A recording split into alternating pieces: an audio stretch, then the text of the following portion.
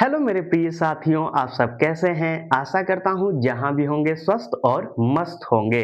मैं हूँ राजेंद्र और आपका अपना चैनल आरपीजीएस रिसर्च में स्वागत करता हूँ।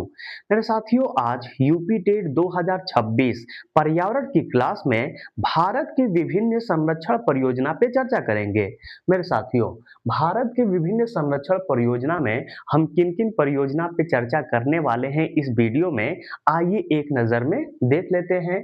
मेरे साथियों, इस वीडियो में टाइगर प्रोजेक्ट पे चर्चा करेंगे, गिर परियोजना, हाथी परियोजना, गैंडा परियोजना, लाल पांडा परियोजना, मगरमच्छ परियोजना, गिद्ध संरक्षण परियोजना, कछुआ परियोजना और कस्तूरी मृग परियोजना पे चर्चा करने वाले हैं। तो मेरे साथियों, जो आज का वीडियो है यह बहुत ही महत्वपूर्ण यूपी टेट परीक्षा की दृष्टि से होने वाला है। तो आइए सर्वप्रथम टाइगर प्रोजेक्ट हेडिंग बना लेते हैं, तत्पश्चात इस पर चर्चा करते हैं। तो एक प्यारा सा मेरे साथियों हेडिंग बना लीजिएगा, टाइगर प्रोजेक्ट। टाइगर प्रोजेक्ट यदि अंग्रेजी में लिखना चाहते हैं तो अंग्रेजी में लिख लीजिएगा, टाइगर प्रोजेक्ट। टाइगर प्रोजेक्ट, ठीक है। यह हमारा क्या है, हेडिंग है।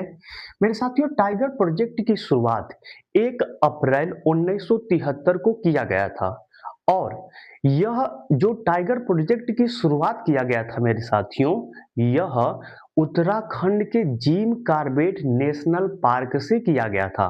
तो कई बार पूछ लेता है कि टाइगर प्रोजेक्ट की शुरुआत किस राष्ट्रीय उद्यान से किया गया था, तो क्या बताएंगे, जिम कॉर्बेट नेशनल पार्क से किया गया था।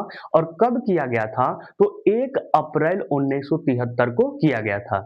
जबकि मेरे साथियों, बाघों की गणना या टाइगरों की गणना पहली बार 1972 में किया गया था। तो आइए यह पॉइंट को लिख लेते हैं।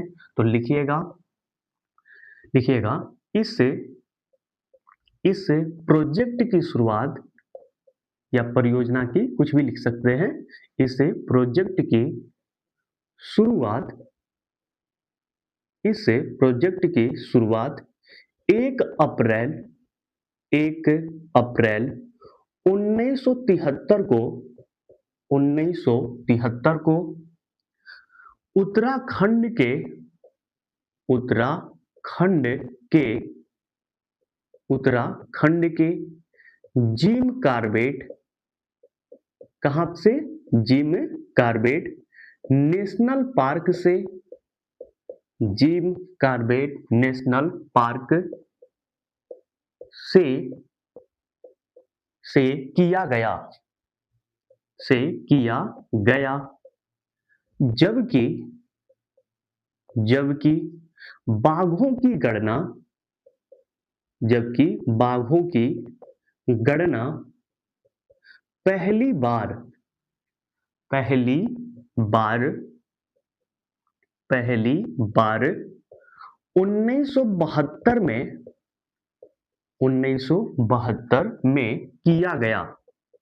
तो मेरे साथियों, आइए पहले पॉइंट पे चर्चा कर लेते हैं।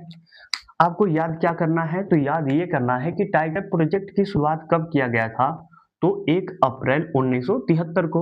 और टाइगर प्रोजेक्ट की शुरुआत कहां से किया गया था, तो मेरे साथियों, उत्तराखंड के जिम कॉर्बेट नेशनल पार्क से किया गया था। और यह पूछ दे कि पहली बार बाघों की गणना कब किया गया था, तो क्या बताएंगे, बाघों की गणना पहली बार मेरे साथियों 1972 में किया गया था। ठीक है मेरे साथियों, जब यह टाइगर प्रोजेक्ट की शुरुआत किया जा रहा था तो उस समय प्रधानमंत्री कौन थे, यह कई बार पूछा गया है। तो लिख लीजिएगा, इंदिरा गांधी। इंदिरा गांधी जी इस समय की क्या थी, प्रधानमंत्री थी जब टाइगर प्रोजेक्ट की शुरुआत किया गया था। ठीक है मेरे साथियों, पूरे भारत में वर्तमान समय में 58 टाइगर रिजर्व है, यह भी लिख लीजिएगा, बहुत ही महत्वपूर्ण है, यह दूसरा पॉइंट है। लिखिएगा, पूरे भारत में पूरे भारत में वर्तमान समय में वर्तमान समय में 58 टाइगर रिजर्व हैं, 58 टाइगर रिजर्व हैं, जहां पे टाइगर या बाघ को संरक्षण प्रदान किया जाता है। ठीक है मेरे साथियों, पूछा जा सकता है कि यह बताइए कि 58वां टाइगर रिजर्व कौन सा है और 57वां टाइगर रिजर्व कौन सा है। यानी जो नया होता है मेरे साथियों ना, वहां से प्रश्न पूछ लेता है। पहला टाइगर रिजर्व पूछे तो क्या बताएंगे, जिम कॉर्बेट नेशनल पार्क। लेकिन 58वां और 57वां पूछे तो क्या बताएंगे, तो मेरे साथियों 58वां टाइगर रिजर्व माधव राष्ट्रीय उद्यान जो एमपी में है वह है, और 57वां टाइगर रिजर्व है मेरे साथियों रातापानी वन्य जीव अभयारण्य, यह भी एमपी में ही है। तो लिख लीजिएगा, लिखिएगा 58वां टाइगर रिजर्व, 58वां टाइगर रिजर्व, रिजर्व लिख लीजिएगा माधव राष्ट्रीय उद्यान, माधव राष्ट्रीय उद्यान। और यह है कहां पे, तो मेरे साथियों ये है आपके एमपी में। और लिख लीजिएगा 57वां, 57वां tiger reserve, tiger reserve, tiger reserve कौन सा है, तो लिख लीजिएगा राता, रातापानी, रातापानी वन्य जीव अभयारण्य, अभयारण्य, वन्य जीव अभयारण्य। ये कहाँ पे है, तो मेरे साथियों ये भी आपके एमपी में है। तो याद क्या करना है, आपको याद ये करना है कि पूरे भारत में वर्तमान समय में कितने टाइगर रिजर्व हैं, तो 58 टाइगर रिजर्व हैं। यदि यह पूछते कि 58वां टाइगर रिजर्व कौन सा है, तो क्या बताएंगे, माधव राष्ट्रीय उद्यान कहाँ पे है, एमपी में है। 57वां पूछ दे टाइगर रिजर्व तो क्या बताएंगे, रातापानी वन्य जीव अभयारण्य, और ये भी कहाँ पे है, तो मेरे साथियों एमपी में है। ठीक है मेरे साथियों, एक पॉइंट और यहीं पे देख लीजिए, टाइगर परियोजना या टाइगर प्रोजेक्ट की शुरुआत मेरे साथियों 1 अप्रैल 1973 को किया गया था। 2023 में आके मेरे साथियों यह 50 वर्ष कंप्लीट कर लिया। कितने वर्ष कंप्लीट किया, 50 वर्ष कंप्लीट किया। तो मेरे साथियों जैसे ही 50 वर्ष ये कंप्लीट किया तो एक संस्था का, एक संस्था का स्थापना किया गया। उस संस्था का नाम है IBCA। इसका पूरा नाम है मेरे साथियों इंटरनेशनल, लिख लीजिएगा international, international big, big cat Allianz,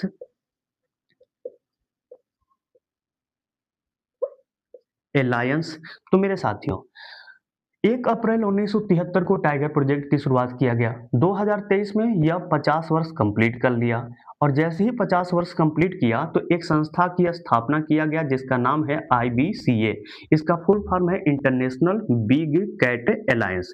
मेरे साथियों जो कैट होती हैं, कैट की प्रजातियां होती हैं, 7 प्रजातियां होती है कैट की। उसमें बाघ आएगा, चीता भी आ जाता है, जैगुआर भी आ जाता है, एक मौसी भी आ जाती है जिसको बिल्ली मौसी कहते हैं, ठीक है ना, वह भी बिग कैट ही के अंतर्गत आती हैं। तो उनको संरक्षण किया जाना है, और संरक्षण कौन करेगा, IBCA। और इसका जो हेड क्वार्टर है मेरे साथियों, हेड क्वार्टर मतलब मुख्यालय, वह कहाँ पे है, इंडिया में है। कहाँ पे है, इंडिया में है, यह ध्यान रखिएगा, हो सकता है पूछ दे। ठीक है मेरे साथियों, वर्तमान में यदि हम बात करें चौथे पॉइंट की, यदि हम वर्तमान में बात करें कि भारत में कुल कितने बाघ हैं, कुल कितने टाइगर हैं, तो क्या बताएंगे, 3682। कितने हैं, 3682 हैं। तो लिख लीजिएगा कितने हैं टाइगर, तो 3682 हैं। तो लिखिएगा पूरे भारत में, पूरे भारत में, भारत में वर्तमान समय में, वर्तमान समय में 3682, 3682 टाइगर हैं, टाइगर हैं, टाइगर हैं। तो मेरे साथियों आपसे प्रश्न कैसे पूछेगा, पूछेगा कि पूरे भारत में वर्तमान में कुल कितने टाइगर हैं, तो 3682 हैं, ठीक है ना। और किस राज्य में सर्वाधिक हैं, तो क्या बताएंगे, मध्य प्रदेश, मध्य प्रदेश के बाद कर्नाटक, कर्नाटक के बाद उत्तराखंड। तो लिख लीजिएगा, यह भी पॉइंट कई बार पूछा गया है कि किस राज्य में सबसे अधिक टाइगर पाए जाते हैं, तो सबसे ज्यादा मध्य प्रदेश में पाया जाता है। ठीक है, याद कर लीजिएगा। 5वां पॉइंट बना के यही लिख लीजिएगा, लिखिएगा भारत में सर्वाधिक, भारत में सर्वाधिक भारत में सर्वाधिक टाइगर, भारत में सर्वाधिक टाइगर लिखिएगा। मध्य प्रदेश पहले नंबर पे लिखिएगा, मध्य प्रदेश। दूसरे नंबर पे लिखिएगा मेरे साथियों कर्नाटक, कर्नाटक। और तीसरे नंबर पे मेरे साथियों लिखिएगा उत्तराखंड। क्या लिखेंगे? उत्तराखंड में पाया जाता है, में पाया पाया जाता है। ध्यान रखिएगा, ठीक है। क्या ध्यान रखना है?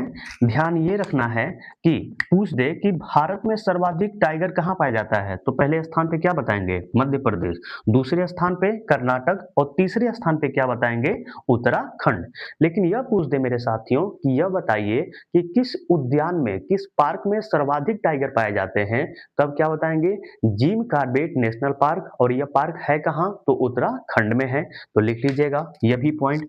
छठवां पॉइंट लिखिएगा, लिखिएगा भारत में उत्तराखंड के Jim Corbett national park, Uttarakhand के Jim Corbett, Jim Corbett national park, national park में सर्वाधिक, में सर्वाधिक टाइगर पाए जाते हैं, सर्वाधिक टाइगर पाए जाते हैं, पाए जाते हैं। ध्यान रखना है आपको।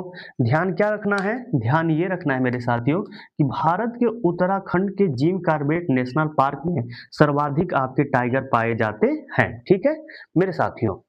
इसके अतिरिक्त कुछ और भी पॉइंट है जो काफी महत्वपूर्ण है। जैसे आपसे यह पूछा जा सकता है कि टाइगर कैपिटल ऑफ इंडिया किसे कहते हैं, तो क्या बताएंगे? टाइगर स्टेट किसे कहते हैं, तो क्या बताएंगे? टाइगर मैन ऑफ इंडिया किसे कहते हैं? तो मेरे साथियों इन सब का उत्तर इसी वीडियो में जानेंगे और आपके यूपी टेट में यहाँ से भी प्रश्न बना हुआ है। तो मेरे साथियों आइए एक एक करके देख लेते हैं। तो यह 7वां पॉइंट है और 7वां पॉइंट में लिखिएगा tiger, tiger capital of India, tiger capital, capital of India, tiger capital of India किसे कहा जाता है? तो मेरे साथियों tiger capital of India Nagpur को कहा जाता है। किसे कहा जाता है? नागपुर को कहा जाता है। तो लिख लीजिएगा नागपुर, नागपुर। और नागपुर कहाँ है? तो महाराष्ट्र में है। कहाँ पे है? महाराष्ट्र में है, ठीक है। और नागपुर संतरे के लिए भी जाना जाता है, ठीक है ना, यह तो आप लोग जानते ही होंगे। तो टाइगर कैपिटल ऑफ इंडिया किसे कहते हैं? नागपुर। नागपुर कहाँ है? महाराष्ट्र में। टाइगर स्टेट किसे कहते हैं? यह तो एकदम सोचिए कि यूपी टेट का ना एकदम एकदम पसंदीदा आपका प्रश्न है। टाइगर स्टेट किसे कहते हैं? तो मध्य प्रदेश को। लिख लीजिएगा 8वां पॉइंट, लिखिएगा टाइगर स्टेट, टाइगर स्टेट किसे कहते हैं? तो मेरे साथियों टाइगर स्टेट कहते हैं मध्य प्रदेश को, मध्य प्रदेश को कहा जाता है, ठीक है ना। यह भी लिख लीजिएगा। एक पॉइंट और लिख लीजिएगा इसमें, यदि यह पूछ दे कि टाइगर मैन ऑफ इंडिया किसे कहते हैं, तो मेरे साथियों कैलाश सांखला जी को टाइगर मैन ऑफ इंडिया कहते हैं। तो लिख लीजिएगा 9वां पॉइंट, 9वां पॉइंट क्या लिखेंगे?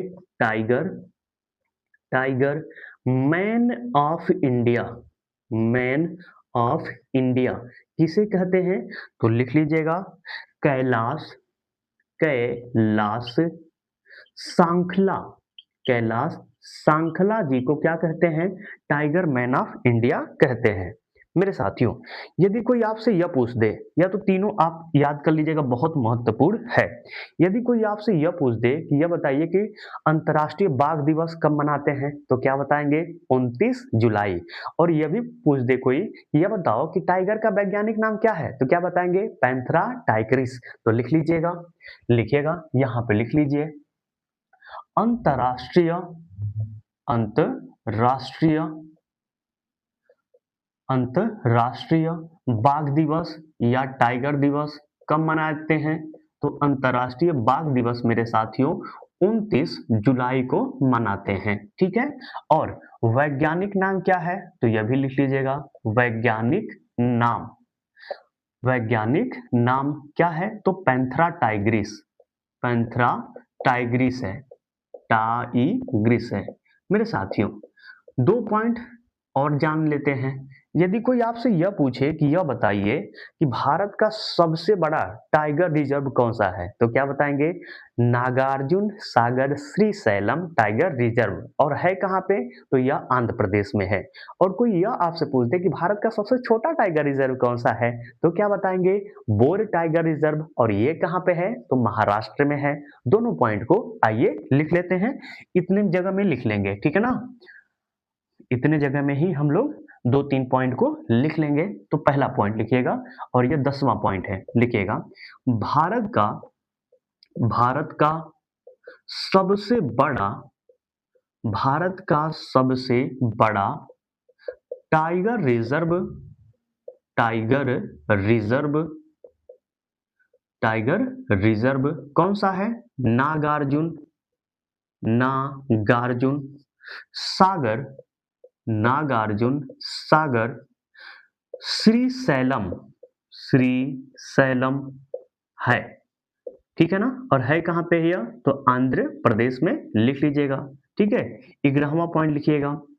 भारत का भारत का सबसे छोटा सबसे छोटा सबसे छोटा tiger reserve tiger reserve tiger reserve bore bore tiger reserve है, बोर टाइगर रिजर्व है।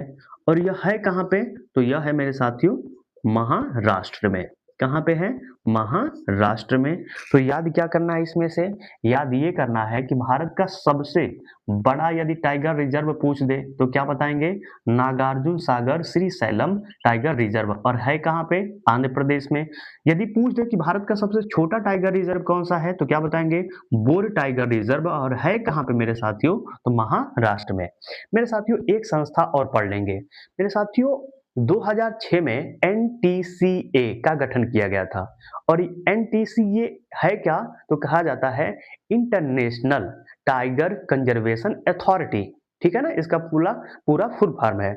और यही संस्था की मेरे साथियों क्या करती है कि प्रत्येक 4 वर्ष पर बाघों की गणना करती है। कितने वर्ष पर? प्रत्येक 4 वर्ष पर बाघों की गणना करती है, बाघों का संरक्षण करती है, ठीक है। तो लिख लीजिएगा, यह भी हो सकता है यहीं से प्रश्न पूछ ले, ठीक है। तो लिखिएगा 2006 में, यह आपका 12वां पॉइंट कर लीजिएगा, 12 नंबर का पॉइंट लिखिएगा। 2006 में 2006 में एनटीसीए, इसका पूरा नाम लिख लीजिएगा। नेशनल इंटरनेशनल नहीं होगा, नेशनल होगा, सॉरी। अगर इंटरनेशनल बोल दिए होंगे तो क्षमा करिएगा। नेशनल टाइगर कंजर्वेशन अथॉरिटी, ठीक है ना? 2006 में एनटीसीए का गठन किया गया गठन किया गया किया गया। यह यह प्रत्येक 4 वर्ष पर प्रत्येक 4 वर्ष पर बाघों की गणना करती है, बाघों की गणना करती है करती है। तो मेरे साथियों, टाइगर प्रोजेक्ट से संबंधित जो भी महत्वपूर्ण पॉइंट थे आपके पेपर के दृष्टि से, वह सभी देख लिए। अब चलते हैं मेरे साथियों गिर परियोजना की तरफ, लेकिन पहले इसे मिटा देते हैं। मेरे साथियों, आइए पहले हेडिंग बना लेते हैं गिर परियोजना, तब इस पे विस्तृत चर्चा करते हैं। तो एक प्यारा सा मेरे साथियों हेडिंग बनाइएगा, गिर परियोजना गिर परियोजना गिर परियोजना। मेरे साथियों, गिर परियोजना की शुरुआत शेरों के संरक्षण करने के लिए 1973 में किया गया था। गिर परियोजना की शुरुआत किसके लिए किया गया था? शेरों के संरक्षण करने के लिए किया गया था। और कब किया गया था? तो 1973 में किया गया था। तो लिखिएगा इस परियोजना की शुरुआत इससे परियोजना परियोजना की शुरुआत शेरों के संरक्षण करने के लिए, शेरों के संरक्षण के लिए, संरक्षण के लिए, संरक्षण के लिए 1973 में किया गया, 1973 में किया गया। याद रख लीजिएगा, कई बार पूछा गया है। और क्या पूछा गया है? पहले पॉइंट जो है बहुत इंपॉर्टेंट है, पूछता है कि गिर परियोजना की शुरुआत किसके लिए किया गया? तो शेरों के संरक्षण के लिए किया गया। और कब किया गया? तो 1973 में किया गया। मेरे साथियों, शेरों का घर गिर जंगल को कहा जाता है, और गिर जंगल है कहाँ? गुजरात में। तो लिख लीजिएगा, लिखिएगा दूसरा पॉइंट इसमें लिख लीजिएगा, एशियाई शेरों का घर, एशियाई शेरों का घर, शेरों का घर, घर गिर जंगल, गिर जंगल, और गिर जंगल है कहाँ? गुजरात। लिख लीजिएगा, गिर जंगल को कहा जाता है, गिर जंगल को कहा जाता है। ठीक है, याद रखिएगा। इतना ही इसमें महत्वपूर्ण है, लेकिन 2 पॉइंट और लिख लेते हैं। मेरे साथियों, यदि आपसे कोई पूछे कि भारत का राष्ट्रीय पशु क्या है, तो क्या बताएंगे? बाघ। और जंगल का राजा कौन है? बाघ है या शेर है? तो शेर बताइएगा। लिख लीजिएगा, 2 पॉइंट लिखिएगा। राष्ट्रीय पशु यदि पूछ दे कोई, राष्ट्रीय पशु कौन है, तो क्या बताएंगे? बाघ है। ठीक है, और यह पूछ दे कि जंगल का राजा, जंगल का राजा कौन है, कौन सा पशु है, तो क्या बताएंगे? शेर। क्या बताना पड़ेगा आपको? शेर बताइएगा। ठीक है, तो गिर परियोजना से संबंधित मेरे साथियों सबसे महत्वपूर्ण तो पॉइंट यही पूछता है कि गिर परियोजना की शुरुआत कब किया गया, प्रश्न नंबर 1। दूसरा, यह किसके लिए फेमस है, किसके लिए चलाया गया था? तो शेरों के संरक्षण करने के लिए। और तीसरा प्रश्न यह पूछ लेता है, एशियाई शेरों का घर किस जंगल को कहा जाता है? तो यह आपका तीसरा प्रश्न बन जाएगा, बहुत ही महत्वपूर्ण। ठीक है, इसके बाद अब चलते हैं मेरे साथियों हाथी परियोजना की तरफ। तो एक प्यारा सा दोबारा हेडिंग बना लीजिए, हाथी, हाथी परियोजना। मेरे साथियों, हाथी परियोजना 1992 में झारखंड के सिंहभूम से चलाया गया था। कहां से चलाया गया था? आपके 1992 में झारखंड के सिंहभूम, या उसी को कहते हैं सिंह भूमि से चलाया गया था। तो लिख लीजिएगा यह पॉइंट, इसका पहला पॉइंट है, लिखिएगा। इस परियोजना की शुरुआत, इस परियोजना, इस परियोजना की शुरुआत, इस परियोजना की शुरुआत 1992 में, 1992 में झारखंड के, कहाँ के?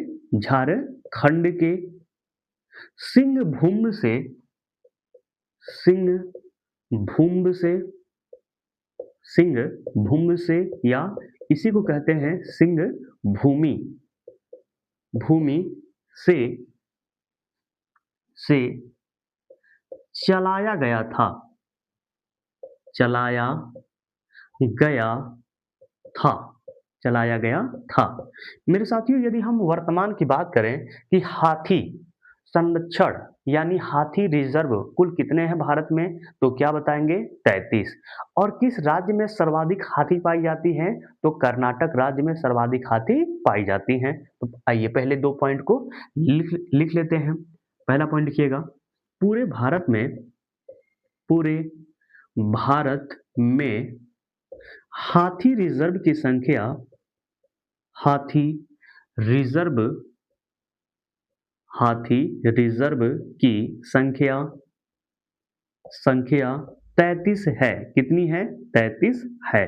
ठीक है, दूसरा पॉइंट लिखिएगा, पूरे भारत में या भारत में, भारत में सर्वाधिक हाथी, सर्वाधिक हाथी, सर्वाधिक हाथी कहाँ पाई जाती है? तो लिख लीजिएगा कर्नाटक। सर्वाधिक हाथी कहाँ पाई जाती है? कर्नाटक में पाई जाती है। मेरे साथियों, हाथी के लिए केरल भी प्रसिद्ध है और राजा जी राष्ट्रीय उद्यान, पेरियार राष्ट्रीय उद्यान, ये हाथियों के लिए बड़ा प्रसिद्ध है। ठीक है ना, यह ध्यान में रखिएगा।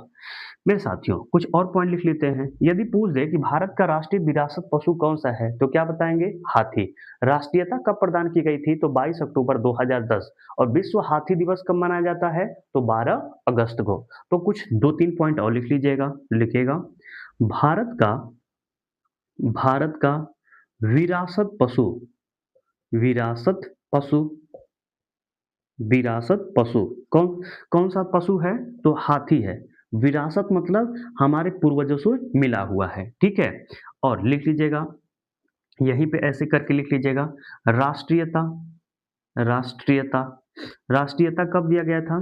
तो 22 अक्टूबर 2010 को हाथी को राष्ट्रीयता प्रदान किया गया था। नेक्स्ट पॉइंट 5वां लिखिएगा, विश्व हाथी दिवस, विश्व हाथी दिवस कब मनाया जाता है?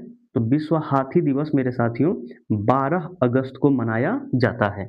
इतना यदि याद कर लेते हैं तो हाथी परियोजना से कभी भी आपके प्रश्न गलत होने की संभावना कम हो जाएगी। ठीक है ना। अब चलते हैं मेरे साथियों गैंडे परियोजना की तरफ। तो हेडिंग एक बना लीजिएगा, गैंडा परियोजना, गैंडा परियोजना। और चौथा परियोजना है, यह आपका चौथा परियोजना है, गैंडा, गैंडा परियोजना, गैंडा परियोजना। मेरे साथियों जो गैंडा परियोजना है इसकी शुरुआत 1996 में किया गया था। कब किया गया था? 1996 नहीं, सॉरी 1987। ठीक है ना। गैंडा परियोजना की शुरुआत 1987 में किया गया था। और मेरे साथियों 2 राष्ट्रीय उद्यान गैंडे के लिए जाना जाता है। पहला है काजीरंगा राष्ट्रीय उद्यान, और काजीरंगा राष्ट्रीय उद्यान कहाँ पे है? असम में है। और असम में एक और राष्ट्रीय उद्यान है आपका मानस राष्ट्रीय उद्यान, वह भी गैंडे के लिए फेमस है।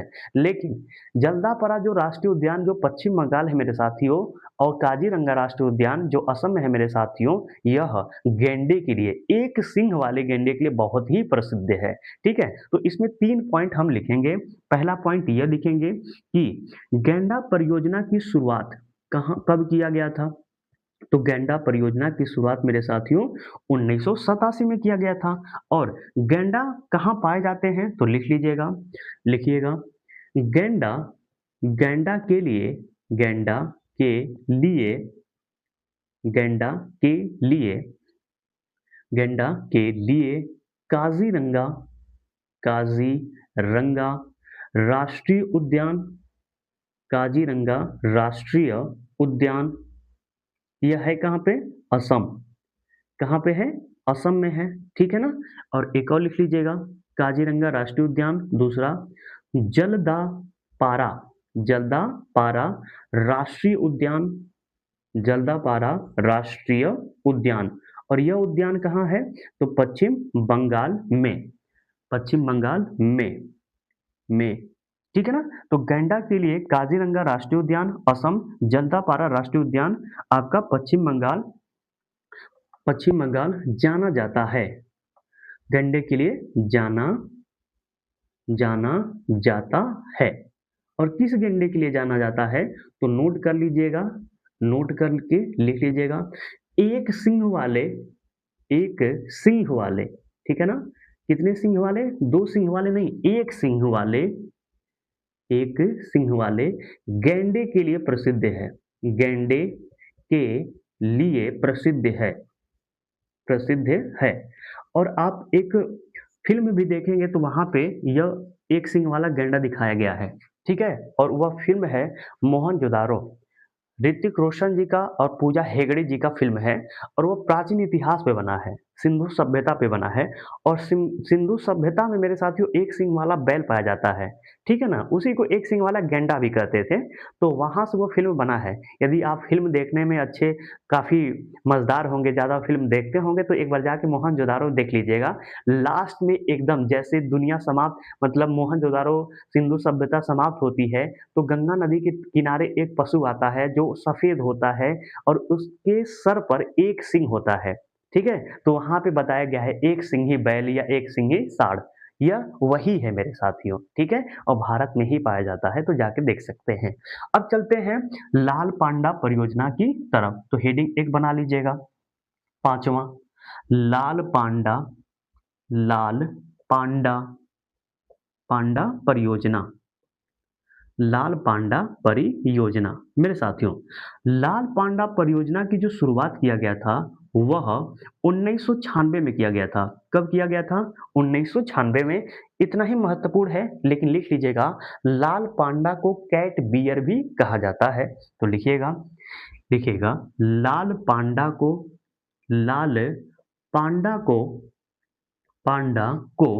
कैट बियर कहा जाता है। ठीक है ना? तो यह भी समाप्त हो गया परियोजना। लाल पांडा परियोजना की शुरुआत कब किया गया था, यह ध्यान आपको बस रखना है। तो कब किया गया था? 1996 में किया गया था। और लाल पांडा को क्या कहते हैं? कैट बियर कहते हैं। यह भी हो गया। अब चलते हैं मेरे साथियों मगरमच्छ परियोजना की तरफ। तो हेडिंग बना लीजिएगा, मगरमच्छ परियोजना। यह हमारा 6वां परियोजना है। लिख लीजिएगा, मगरमच्छ परियोजना, मगरमच्छ परियोजना। मेरे साथियों, जो मगरमच्छ परियोजना है, इसकी शुरुआत कब किया गया था? तो इसकी शुरुआत मेरे साथियों 1974 में किया गया था। कब किया गया था? 1974। देखिए, यह जो छोटे-छोटे परियोजना है मेरे साथियों, इनकी शुरुआत कब किया गया है, यहीं से प्रश्न बनता है, तो याद कर लीजिएगा। ठीक है ना? और मेरे साथियों, एक उद्यान है जिसका नाम है आपका भीतरकनिका, या इसको कहीं-कहीं कणिका भी लिखा गया है, तो उसे कंफ्यूज मत होइएगा। भीतरकनिका राष्ट्रीय उद्यान। और यह है कहाँ उद्यान? तो मेरे साथियों, भीतरकनिका राष्ट्रीय उद्यान आपका ओडिशा में है। कहाँ पे है? ओडिशा में है। और यह मगरमच्छ संरक्षण के लिए जानी जाती है। मगरमच्छ संरक्षण के लिए जानी जाती है। ध्यान रखिएगा, बहुत ज़्यादा यहाँ पे मगरमच्छ भी पाए जाते हैं और कछुए भी पाए जाते हैं। आगे जब कछुआ पढ़ेंगे तब भी यही राष्ट्रीय उद्यान लिखवाने वाले हैं। तो मेरे साथियों, गिद्ध संरक्षण परियोजना की तरफ चलते हैं, लेकिन पहले इसे मिटा देते हैं। तो मेरे साथियों, पहले आइए हेडिंग बना लेते हैं, गिद्ध संरक्षण परियोजना, तब इस पे विस्तृत चर्चा करते हैं। तो एक प्यारा सा मेरे साथियों हेडिंग बना लीजिएगा, गिद्ध संरक्षण परियोजना, गिद्ध संरक्षण परियोजना, गिद्ध संरक्षण परियोजना। यह क्या है? हमारा हेडिंग है। हेडिंग क्या है? गिद्ध संरक्षण परियोजना। मेरे साथियों, हरियाणा वन विभाग और बॉम्बे नेचुरल हिस्ट्री सोसाइटी ने 2006 में एक समझौता किया और इस समझौते के तहत आपके गिद्ध संरक्षण करने का प्रयास किया गया। मेरे साथियों, गिद्ध की कमी का सबसे बड़ा कारण पशुओं को दी जाने वाली एक दर्द निवारक दवा थी, जिसका नाम था डिक्लोफेनिक, या उसी को कहते हैं डाइक्लोफेनाक। मेरे साथियों, जब यह दवा पशुओं को दी जाती थी और पशु जब मल करते थे, ठीक है ना, यानी गोबर करते थे, तो मेरे साथियों, जो वह गिद्ध थी वह उनके मल को खाती थी, पशुओं के मल को खाती थी। और जो मान लीजिए कोई दवा पशु खाती है, खा के वह लाइटरिंग करती है, यानी गोबर करती है, और उसी गोबर का सेवन गिद्ध करते थे, तो गिद्ध क्या होते थे? मर जाते थे। यह एक शोध से पता चला। बाद में जो वह दवा थी वह बैन कर दिया गया, लेकिन उस समय तक, जब तक बैन किया गया, बहुत ज़्यादा गिद्ध क्या हो चुके थे? विलुप्त हो चुके थे, समाप्त हो चुके थे। इसीलिए गिद्ध को संरक्षण करने के लिए प्रत्येक राज्य की सरकार अपने-अपने राज्य में परियोजना चलाती रहती है। ठीक है? तो मेरे साथियों, कभी भी परियोजना से प्रश्न नहीं बनता है। यह जो दर्द निवारक दवा है, डिक्लोफेनेक और डाइक्लोफेनाक एक ही है, नाम अलग-अलग है। वह दर्द निवारक दवा ही से आपका प्रश्न पूछ लेती है। तो आइए इसे लिख लीजिएगा। लिखिएगा, पहला पॉइंट, हरियाणा हरियाणा वन विभाग, वन विभाग विभाग और Bombay Bombay natural Bombay natural history Bombay natural history society के बीच के बीच 2006 में एक समझौता हुआ। एक समझौता हुआ। यह पूछेगा नहीं, पूछने का चांस बहुत कम है, ठीक है ना। समझौता हुआ, ठीक है। अब जो लिखवाने जा रहा हूं वह पूछेगा, सॉरी, ठीक है। वह पूछने वाला है कि गिद्ध की कमी का सबसे बड़ा कारण कौन सी दवा है, ठीक है। तो लिखिएगा, गिद्ध की गिद्ध की कमी का सबसे बड़ा कारण पशुओं को दी जाने वाली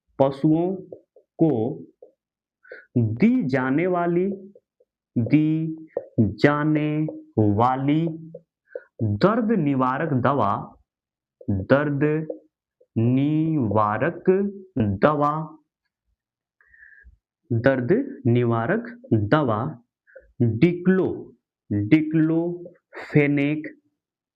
डिक्लोफेनेक या इसी को मेरे साथियों कहीं कहीं किताबों में डाइक्लोफेनाल भी लिखा गया है। डाइक्लोफेनाल दवा है। तो मेरे साथियों याद क्या करना है आपको कि गिद्ध की कमी का सबसे बड़ा कारण पशुओं को दी जाने वाली दर्द निवारक दवा है, और दवा का नाम क्या है, डिक्लोफेनेक या डाइक्लोफेनाल है। इतना याद रखेंगे तो गिद्ध संरक्षण परियोजना से कभी भी प्रश्न मेरे साथियों गलत नहीं होगा। अब चलते हैं कछुआ परियोजना की तरफ। तो एक प्यारा सा हेडिंग बना लीजिएगा, कछुआ परियोजना, ठीक है। परियोजना मेरे साथियों, जो कछुआ परियोजना है इसकी शुरुआत 1975 में किया गया था। कब किया गया था, तो इसकी शुरुआत 1975 में किया गया था।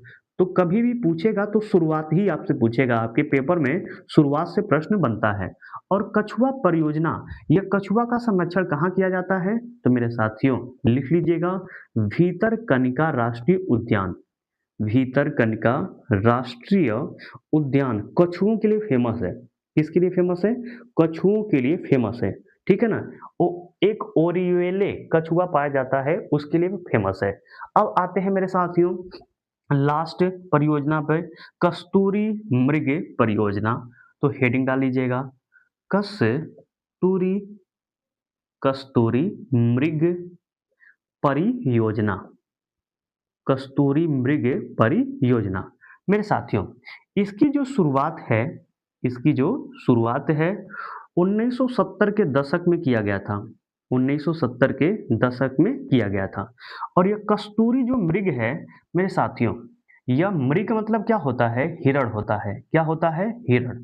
लेकिन यह खास एक हिरण होती है। इसके गर्भ में एक कस्तूरी पाया जाता है, और कस्तूरी मादा में नहीं पाया जाता है, केवल नर में पाया जाता है। और लोग क्या करते हैं, इंसान क्या करते हैं, हम लोग जैसे इंसान यह कस्तूरी प्राप्त करने के लिए इस हिरण को मार देते हैं। वह जो कस्तूरी होता है मेरे साथियों, वह बहुत ही गंध देता है। यानी जिस रूम में आप रह रहे हैं, अब परफ्यूम मार देते हैं या कुछ वैसा लगा देते हैं जो आपका रूम महकता रहता है। लेकिन मेरे साथियों यदि कस्तूरी मिल जाएगा और उस कस्तूरी को अपने रूम में रख लेंगे ना, तो कोई सेंट कोई परफ्यूम की जरूरत नहीं होगी। लेकिन इसके लिए एक निर्जीव, एक बेचारे जीव की हत्या करना पड़ेगा। कितने पाप के भागीदार होते हैं कि अपने घर की खुशबू के लिए किसी जानवर को मार देते हैं। और यह जानवर कौन सा है, कस्तूरी मृग हिरण है, ठीक है ना। मृग मतलब हिरण। तो यह जो आपकी कस्तूरी पाई जाती है, यह लिख लीजिएगा, कस्तूरी मृग केवल नर में पाया जाता है। कस्तूरी मृग केवल नर मृग में पाया जाता है, मादा में नहीं पाया जाता है, ठीक है। इसीलिए क्या होता है कि कस्तूरी मृगों की संख्या बढ़ती रहती है। यदि मादा में पाया जाए तो मादा को मार देंगे, तो बताइए प्रजनन करने के लिए कोई तो रहना चाहिए ना। इसीलिए नर को मार दिया जाता है, मादा को नहीं मारा जाता है। तो मेरे साथियों इस वीडियो में भारत के विभिन्न संरक्षण परियोजना पे चर्चा कर रहे थे। सभी परियोजना पे विस्तृत चर्चा एकदम कर चुके हैं। तो आज के लिए इतना ही रहने देते हैं। आज का वीडियो आपको कैसा लगा? यदि अच्छा लगा होगा तो इस वीडियो को ज़्यादा से ज़्यादा शेयर करिएगा और जो मेरे मित्र अभी इस चैनल पे नए हैं वह इस चैनल को सब्सक्राइब भी कर देंगे, शेयर कर देंगे। एक प्यारा सा कमेंट जरूर कर दीजिए कि यह वीडियो आपको कैसा लगा। एक लाइक तो आप ऑटोमेटिक कर देंगे। ठीक है मेरे साथियों, मिलते हैं नेक्स्ट वीडियो में नेक्स्ट टॉपिक के साथ। आज के लिए आपसे विदा लेता हूँ। धन्यवाद।